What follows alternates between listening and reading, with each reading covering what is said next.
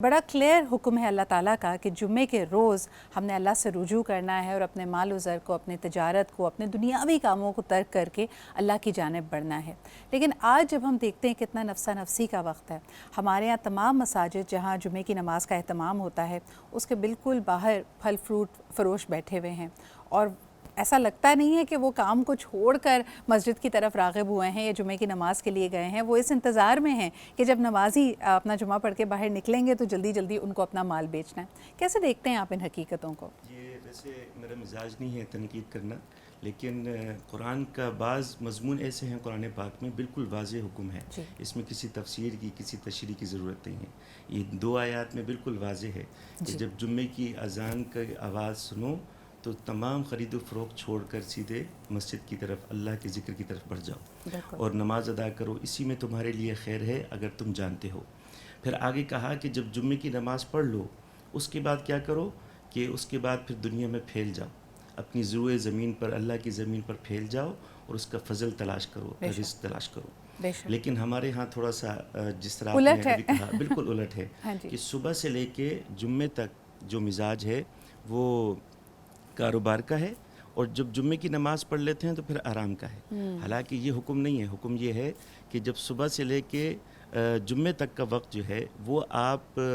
जुम्मे के लिए तैयारी करेंगे। जब जुम्मे की नमाज़ आप पढ़ लेंगे उसके बाद फिर आप कारोबार के लिए या मुझे तो फिर भी वो लोग बेहतर लगते हैं असद भाई जो एटलीस्ट चाहे उन्होंने उससे पहले काम किया है या जुम्मे की नमाज के बाद वो काम करने की नियत रखते हैं, लेकिन एटलीस्ट जुम्मे का एहतमाम करते हैं। ऑन दी अदर हैंड हमने आप देखें कि जहाँ जुम्मे की नमाज के लिए स्लाइटली आपको लॉन्गर आवर्स दी हैं, रिलैक्सेशन दी है कॉर्पोरेट दुनिया में, और जहाँ लोग नौकरी पेशा हैं वो इसको एक लॉन्ग लंच ब्रेक की तरह ट्रीट करते हैं कि भाई आप देखें जुम्मे के रोज़ रमज़ान के अलावा आम दिनों में लंच के वक्त आपको टेबल की जगह नहीं मिलेगी, आपको पहले अपनी रिजर्वेशंस करानी पड़ती है और उसकी वजह यही है कि लोग समझते हैं जी आज तो हमारे पास लंबा लंच आवर है। ये जो हमारी तरजीहात हैं इसकी वजह से हम अब देख सकते हैं कि हमारे सामने कई प्रॉब्लम्स आवेज़ा हैं। आज हम ये भी बात ज़रूर करेंगे कि दुआ करने के लिए जो सबसे मुबारक दिन कहा जाता है वो जुम्मा दिनों का सरदार है। एक मुबारक साथ इसकी ऐसी भी है कि जुम्मे की नमाज के बाद असर के वक्त मुख्तलिफ़ रिवायतें हमें मिलती हैं जिसमें कबूलियत की घड़ी है।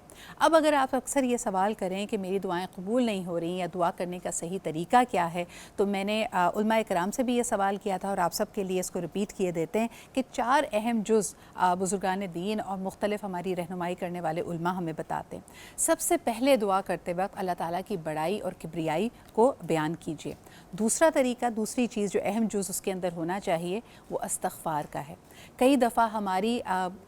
जाने अनजाने हुई गलतियाँ या ख़ताएँ हमारी दुआओं के आड़े आ जाती हैं और उसका रास्ता रोक रही होती हैं, तो इस्तग़फ़ार एक बेहतरीन तरीका है। फिर यकीनन हुज़ूर अकरम सल्लल्लाहु अलैहि वसल्लम पे दुरूद व सलाम भेजना, क्योंकि अल्लाह के महबूब पे जब आप दुरूद व सलाम भेजते हैं तो उनकी खुशनुदी हासिल करते हैं, एक वसीला देते हैं, एक वास्ता देते हैं। और फिर उसके बाद आप जिस ज़बान में भी चाहें, लेकिन जितनी दिलजोई के साथ, जितनी खूबसूरती के साथ, जितना गिड़गिड़ा कर अपनी हाजत या अपनी दुआ को बयान कर सकते हैं, इस यकीन के साथ कि अल्लाह ताला उसको कबूल करेंगे। और सबसे बढ़कर ये कि उस वक्त अगर आपकी आंख से एक आंसू भी टपक जाए तो वो भी एक बेहतरीन दुआ का तरीका है। वो आंसू अपने आप में एक दुआ है, एक इल्तिजा है, और अल्लाह ताला बहुत रहीम व गफ़ूर है, ऐसी दुआओं को, ऐसी इल्तिजाओं को वो रद्द नहीं करता। आखिर में एक दफ़ा फिर जैसे कहा जाता है कि हुज़ूर अकरम सल्लल्लाहु अलैहि वसल्लम पे दुरूद व सलाम, उनके तमाम साथियों पे, सहाबा पे, अहले बैत पे सलाम भेजते हुए आप अपनी दुआ का इख्तिताम करें और उम्मीद करते हैं कि आपकी दुआएं कबूल होंगी। लेकिन आज